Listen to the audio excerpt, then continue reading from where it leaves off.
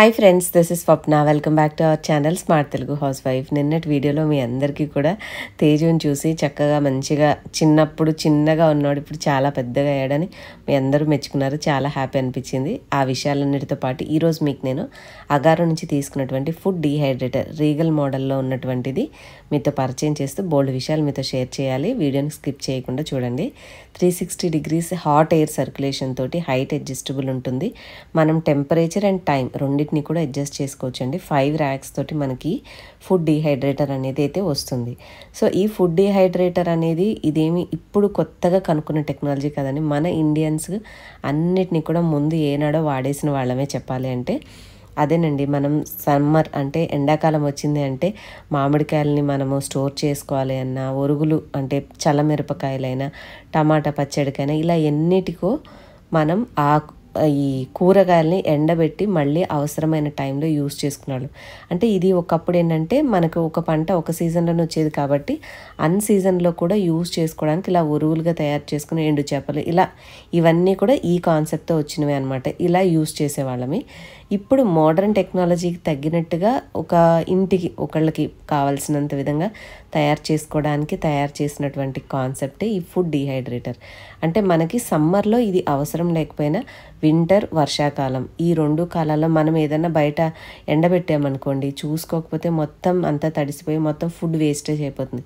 ఎక్కడ దాకెందుకు నేనే 1-2 సార్లు మామిడి తురుము ఎండపెట్టి మర్చిపోయాను అనమాట. అసలు అంటే ఫస్ట్ టైం చేయడం కదా, అసలు అది ఉన్న సంగతే గుర్తులేదు.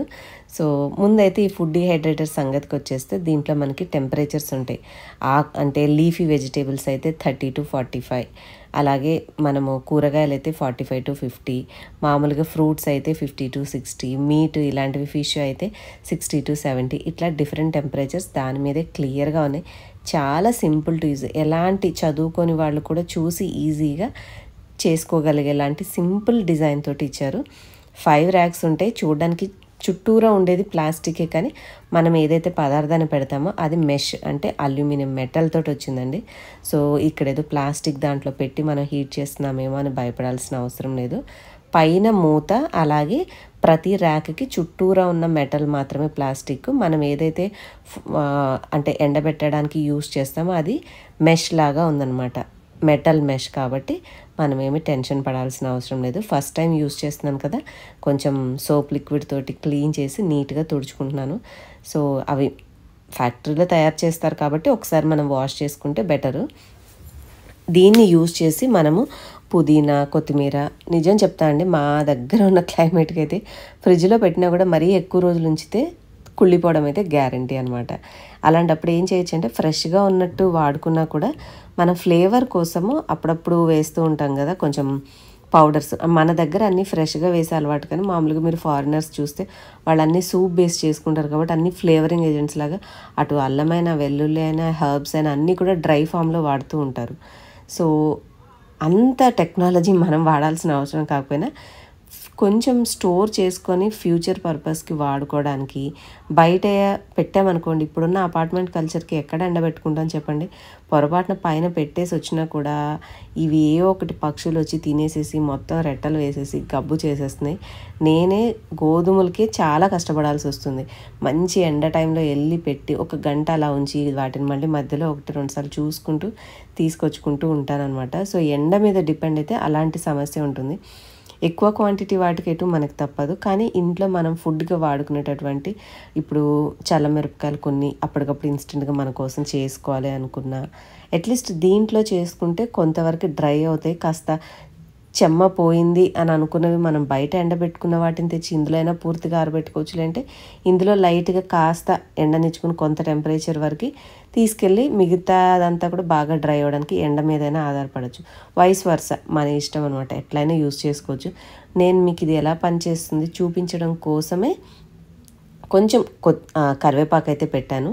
సో ఈ అదర్ ర్యాక్స్ అన్నీ అయితే పెట్టలేదు. మీరు యాపిల్స్ కానీ, కివీస్ కానీ ఏవైనా కూడా ఇక మనము ఇవి ఎండబెట్టుకోవాలి అనుకునేవి కూరగాయలైనా సరే ఎవ్రీథింగ్ అన్నిటిని కూడా దీంట్లో పెట్టుకొని అందులో ఉన్న టెంపరేచర్ ప్రకారంగా జస్ట్ ఆ స్టార్ట్ బటన్ నొక్కగానే చూపిస్తుంటుంది. టెంపరేచర్ ఉన్నప్పుడు +or- నొక్కితే అది పెరుగుతూ తగ్గుతూ ఉంటుంది. టైమర్ కనిపించినప్పుడు మినిమం బై డిఫాల్ట్ మనం ప్రెస్ చేయగానే 10 అవర్స్ చూపిస్తుంది. సో దాన్ని మనకు కావాల్సిన మనం పెట్టిన పదార్థానికి అనుగుణంగా మైనస్ నొక్కితే టెంపరేచర్ తగ్గుతుంది. టైమర్ ఉన్నప్పుడు తగ్గిస్తే టైం అరగంట అలా తగ్గుతూ ఉంటుందన్నమాట. జస్ట్ తర్వాత ఇటు పక్కన లెఫ్ట్ సైడ్ ఉన్న స్టార్ట్ బటన్ నొక్కి వదిలేసారంటే సింపుల్, దాని అదే కంటిన్యూగా రన్ అవుతూ ఉంటుంది. మన ఇండియన్స్కి ఏంటంటే ఎక్కువగా సన్లైట్ మీద ఆధారపడడం వల్ల ఇలాంటి ఎలక్ట్రానిక్ గ్యాడ్జెట్స్ మీద ఇలాంటివి చేయడం చాలా కొత్తగా అనిపిస్తుంది. అండ్ ఒక విధంగా మన మనసుకి ఇష్టం అనిపించదు. బట్ ఫారెన్లో ఏంటంటే వాళ్ళకి ఎండ ఉండదు కాబట్టి వాళ్ళు ఎక్కువ ఇలాంటి గ్యాడ్జెట్స్ మీద ఆధారపడతారు. అండ్ కమర్షియల్గా బయట మనకి దొరికేవి అన్నీ కూడా ఏవైనా కూడా వాళ్ళు ఇలాంటి హైడ్రేటింగ్ మెషిన్స్ యూస్ చేసి హైడ్రేటర్స్ తోటే చేస్తూ ఉంటారనమాట. కాకపోతే హౌస్ పర్పస్గా కూడా డొమెస్టిక్ పర్పస్ తయారు చేసిన అప్లయన్సెస్ మీరు వాడాలి అనుకుంటే you can go for it. లేదు అంటే జస్ట్ లీవ్ ఇట్. మీకు సఫిషియెంట్ ఎండ ఉంది, అలా ఎండలో పెట్టుకొని ఏదైనా సరే చేసుకోగలగమంటే ఇది పెద్ద అవసరం లేదు. కానీ హాస్టల్లో ఉండే పిల్లలకైనా బయట ఉన్న మీ యొక్క స్టేట్స్లో అట్లా ఉన్న వాళ్ళకి ఏమైనా కొంచెం మీరు ఇక్కడ దొరికే హర్బ్స్ని వాల్యుబుల్గా, అంటే మన కరివేపాకు ఉండే ఫ్లేవర్ కానీ ఇక్కడ లోకల్గా పెరిగేటటువంటి కొత్తిమీర పుదీనాకు ఉండే ఫ్లేవర్ అక్కడ వాళ్ళ దొరికేది ఉండదు. వాటిని మనం ఎండబెట్టి పౌడర్లా చేసిస్తే అట్లీస్ట్ వాళ్ళు స్ప్రింకిల్ చేసుకున్నా కూడా ఆ ఫ్లేవర్ టేస్ట్ని ఎంజాయ్ చేస్తారు కదా. సో అలా మీరు చేసి ఇవ్వాలనుకుంటే ఇలాంటి వాటిని యూస్ చేయొచ్చు. ఇంకా పెద్ద సైజెస్ కూడా తీసుకోవచ్చు మీకు ఇంట్రెస్ట్ ఉంటే. But this is the basic size and good for 2 to 4 members of family అనమాట. సో మనం పెట్టి ఒక 2 గంటలైంది నేను అలా పని చేసుకుంటున్నాను. ఆకులు చూసారా, మనకి మెలనిన్ ఉంటుంది కాబట్టి కరివేపాకులో ఇట్లాగా కొంచెం కలర్ అయితే మారిపోతాయి. ఇగో చూడండి సౌండ్ ఎలా వస్తుందో, పర్ఫెక్ట్గా అయిపోయినాయి. అంటే టైం 1-2 సార్లు వాడుతూ ఉంటే దేనికి ఎంత తీసుకుంటుందో మనకు అర్థమైపోతుంది కాబట్టి చూసుకొని హ్యాపీగా కొంచెం మందపాటివి అయితే మధ్యలో అటు ఇటు తిరగేస్తూ చేసుకున్నామంటే పూర్తిగా డ్రై అవుతాయి, స్టోర్ చేసుకోవచ్చు. నేనైతే ఇందులో బాగా ఇష్టంగా చేయాలనుకుంటుంది ఏవైనా ఫ్రూట్స్ డ్రై చేసి మా అమ్మాయికి హాస్టల్కి పంపిద్దామని అనుకుంటున్నాను. సో నెక్స్ట్ ట్రై చేసినప్పుడు తప్పకుండా మీతోటైతే వ్లాగ్లో షేర్ చేస్తాను. జస్ట్ బేసిక్ ఆపరేషన్, అసలు ఇది ఎలా ఉంటుంది, ఎలా వాడుకోవాలి, ఏమేమి ఉపయోగాలు అనేది మాత్రమే సింపుల్ రివ్యూ మీతో షేర్ చేస్తాను. దీంట్లో ఫ్రూట్స్, వెజిటేబుల్స్, మీట్ అన్నీ సన్నగా చేసుకొని చక్కగా ఎండబెట్టుకోవచ్చు అనమాట.